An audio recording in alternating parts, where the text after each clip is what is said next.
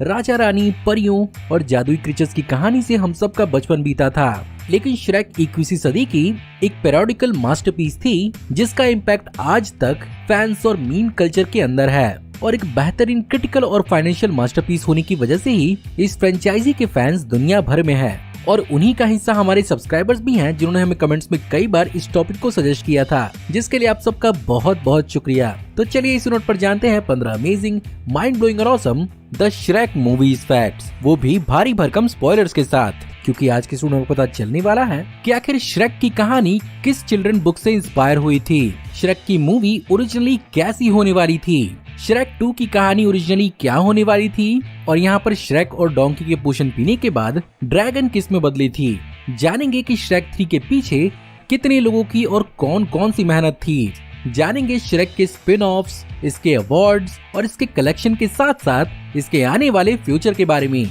ये और बहुत कुछ आपका स्टूडियो में इंतजार कर रहे हैं, तो देर किस बात की। हे गाइस, मेरा नाम है पंकज सागर और आपका स्वागत है गेमों को हिंदी के एक और स्टूडियो में। Now without wasting any more time, let's get started.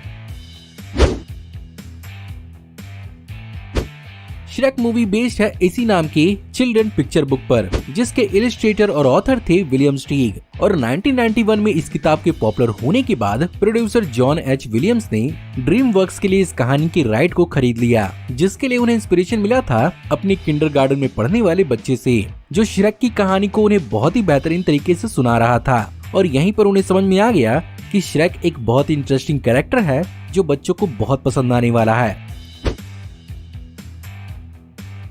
Shrek भले ही मॉन्स्टर क्यों ना हो, लेकिन वो अपनी कहानी का तो हीरो है ही। एंड ऑफ कोर्स इस स्पेशल रोल को प्ले करने के लिए कई सारे एक्टर्स को कंसीडर किया जा रहा था, जिनमें सबसे पहला नाम आता है निकोलस केज का, जिन्होंने इस रोल को मना कर दिया क्योंकि वो अपनी आवाज एक ऑगर को नहीं देना चाहते थे और वो बच्चों के बीच अपना वैसा परसेप्शन नहीं दिखाना चाहते थे। फाइनली इस रोल के लिए कॉमेडियन क्रिस फार्ले को हायर किया गया था, जिन्होंने श्रेक के ऑलमोस्ट सारे लाइन्स को रिकॉर्ड भी कर लिया था। लेकिन यहाँ पर प्रोजेक्ट के कंप्लीट होने से पहले ही उनकी डेथ हो गई, जिसके कारण उनकी जगह पर यहाँ पर माइक मायर्स को हायर किया गया था, जो एक्चुअली इस कहानी के सेल्फ एक्सेप्टेंस के मोरल से बहुत ज्यादा इंस्पायर हुए थे। वैसे हिंदी में इस कैरेक्टर को आरडीजे के ऑफिशियल आवाज राजेश खट्टर जी ने इसको आवाज दी थी।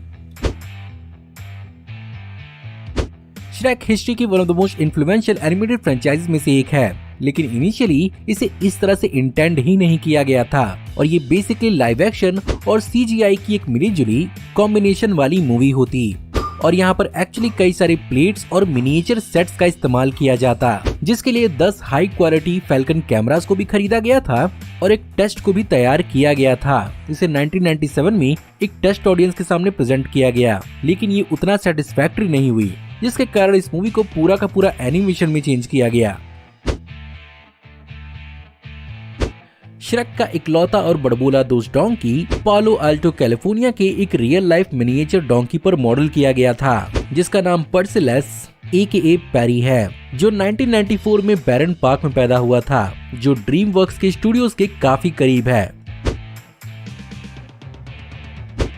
अब ड्रीमवर्क्स की परेशानी यहीं पर खत्म नहीं हुई, और जैसा कि इस मूवी के अंदर कई सारे फेरी टेल के कैरेक्टर्स को इस्तेमाल किया गया है, इनमें से कई कैरेक्टर्स को पॉपुलर करने के पीछे डिज्नी का हाथ था, जिसके कारण यहाँ पर डिज्नी उन पर कोई भी कॉपीराइट क्लेम न मारे, इसलिए यहाँ पर डिज्नी के लॉयर्स के लिए एक स्पेशल स्क्रीनिंग ड्रीमवर्क्स ने प्रोवाइड की थी, जिसमें स्पेसिफिकली फारक्वाड का कैसल एक्चुअली डिज्नीलैंड के कैसल से बहुत ज्यादा मिलता जुलता था। खैर इन सब के बावजूद भी डिज्नी ने उन पर कोई लीगल एक्शन नहीं लिया, लेकिन कई सारे लोग मानते हैं कि डिज्नी ने बिहाइंड द सीन इसके प्रमोशन में कई सारे हर्डल जरूर क्रिएट किए थे। श्रेक 2 के अंदर इनिशियली कहानी थोड़ी डिफरेंट होने वाली थी, जहाँ पर एक्चुअली श्रेक को शाही राजगद्दी विरासत में मिलने वाली थी, लेकिन यहाँ पर एक फेरी टेल इलेक्शन ऑर्गेनाइज किया जाता, जहाँ पर अलग अलग फेरी टेल कैरेक्टर्स अपना अलग अलग कैंपेन चलाते, और ये मोस्टली इमोशनल से ज्यादा इंटेलेक्चुअल और थोड़ी पॉलिटिकल होने वाली थी, जो ऑफ कोर्स बच्चों के हिसाब से थोड़ा ज्यादा हो रहा था, जिसके कारण यहाँ पर इस कहानी को ही चेंज कर दिया गया। श्रेक 2 के जमाने तक टेक्नोलॉजी में एडवांसमेंट आने के कारण यहाँ पर कई नए ह्यूमन कैरेक्टर्स को भी ऐड किया गया। साथ ही साथ यहाँ पर इसी मूवी के अंदर इंट्रोड्यूस हुए पुस इन बूट को दिखाने के लिए उसके फर, उसके बेल्ट, हैट और उसके ओवरऑल लुक को दिखाने के लिए एक अलग फर शेडर को डेवलप किया गया, जिसे प्रोडक्शन के पहले 3 साल के अंदर अंदर डेवलप किया गया था। सेकंड मूवी के एस्थेटिक को और भी बेहतरीन तरीके से निखारने के लिए और उसे डिटेल्ड दिखाने के लिए डिजाइनर्स ने फ्रेंच इलिस्ट्रेटर गुस्ताव डोरे के 15th और 16th सेंचुरी के पेंटिंग्स को बहुत ही गहराई से स्टडी किया था, जिससे उन्हें उस जमाने की सेटिंग को समझने में आसानी हुई। सेकंड मूवी के अंदर हमने श्रेक और डोंकी को पोशन को इस्तेमाल करके अपनी अपीयरेंस को चेंज करते हुए देखा था, और इसी पर सवाल पूछते हुए एक बच्चे ने डायरेक्टर एंड्रू एडम्सन से ड्रैगन के बारे में पूछा था कि आखिर वो किस चीज में बदली थी। तो यहाँ पर एक्चुअली उन्होंने बताया था कि ड्रैगन एक्चुअली विंग वाले पेगासस में बदलती है, और इनिशियली इस चीज को मूवी के अंदर दिखाए जाने का भी प्लान था, लेकिन उसे हटा दिया गया। बात अगर किया जाए यहाँ पर श्रेक 3 की, तो इसे बनाने में बहुत ज्यादा मेहनत लगी थी, जहाँ पर तकरीबन 150 की क्रू के साथ total of 1 million man hours लगा था, जहाँ पर तकरीबन 4500 CGI कॉस्ट्यूम्स को डिजाइन किया गया था, जिनमें से सिर्फ और सिर्फ 2500 कॉस्ट्यूम को 1373 कैरेक्टर्स के लिए डिजाइन किया गया था, जिनमें से मोस्टली हमें प्रिंस चार्मिंग के क्लाइमेक्स वाले परफॉर्मेंस में देखने को मिले थे, और ये एक्चुअली उस जमाने में CGI का सबसे लार्जेस्ट क्राउड बनाया गया था, जिसका हिस्सा एक्चुअली 23 फेरी टेल कैरेक्टर्स भी थे। साथ ही साथ कई हजार पेड़ और कई लाख पत्तियों को डिजाइन किया गया था, और साथ ही साथ 60 नए एनवायरनमेंट्स को इस मूवी के लिए डिजाइन किया गया था।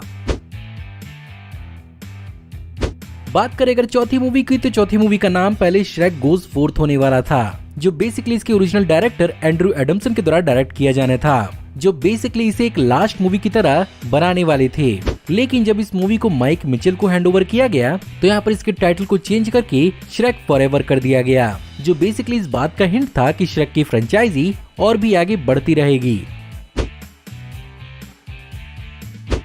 ऑफ कोर्स श्रेक मूवीज के साथ साथ कई और स्पिन ऑफ्स के साथ आगे बढ़ा था, जिसमें सबसे पहले इसकी स्पिन ऑफ पुस इन बूट्स 2011 में रिलीज हुई थी, और इसका सीक्वल पुस इन बूट्स द लास्ट विश इस साल 2022 में रिलीज हुआ था। साथ ही साथ इसके 8 शॉर्ट फिल्म्स को 2012 तक रिलीज किया जा चुका है। साथ ही साथ इसके 3 टेलीविजन स्पेशल्स को भी रिलीज किया जा चुका है। एंड ऑफ कोर्स इसका एक television spin off the adventures of push in boots 2015 से लेकर 2018 तक 6 सीजन तक नेटफ्लिक्स के अंदर चला था। इसके अलावा श्रेक की कहानी कॉमिक बुक्स के अंदर भी स्प्रेड हुई है।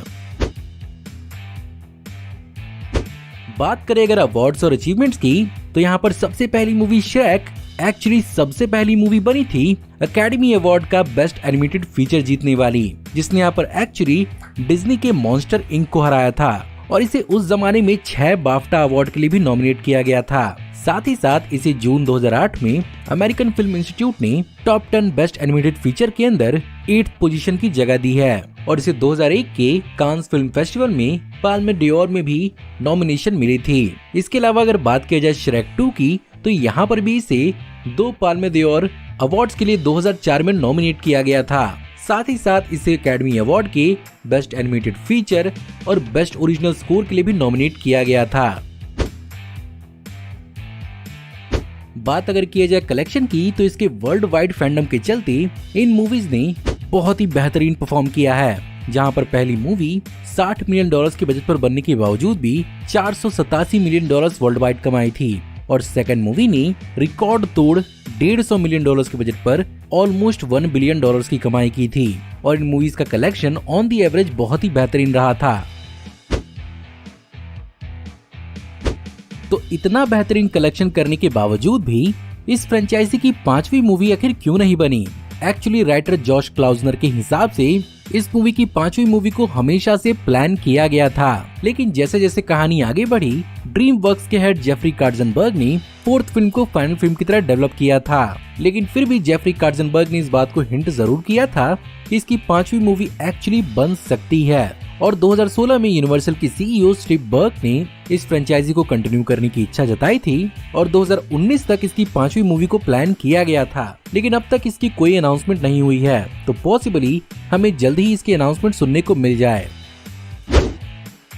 तो गाइज, ये थे 15 अमेजिंग, माइंड ब्लोइंग और awesome the Shrek movie facts. मैं उम्मीद करता हूँ कि आपको आज की वीडियो पसंद जरूर आई होगी, और अगर आपको आज की वीडियो पसंद आई हो तो प्लीज वीडियो को लाइक जरूर करिएगा, और हाँ, हमें कमेंट में जरूर बताइएगा कि आपको इस मूवी सीरीज के बारे में और कौन कौन से फैक्ट्स मालूम हैं। हमारी आने वाली ऐसी ही औसम वीडियोस को देखते रहने के लिए हमारे चैनल को सब्सक्राइब करिए, बेल वाले आइकन को दबाइए और हमारी वीडियोस को बिना मिस किए एंजॉय करते रहिए। और अगर आप चाहें तो इस वीडियो के लिंक को अपने दोस्तों के बीच में जितना हो सके उतना शेयर करें। Thank you for watching, see you in the next video. Till then take care, good bye.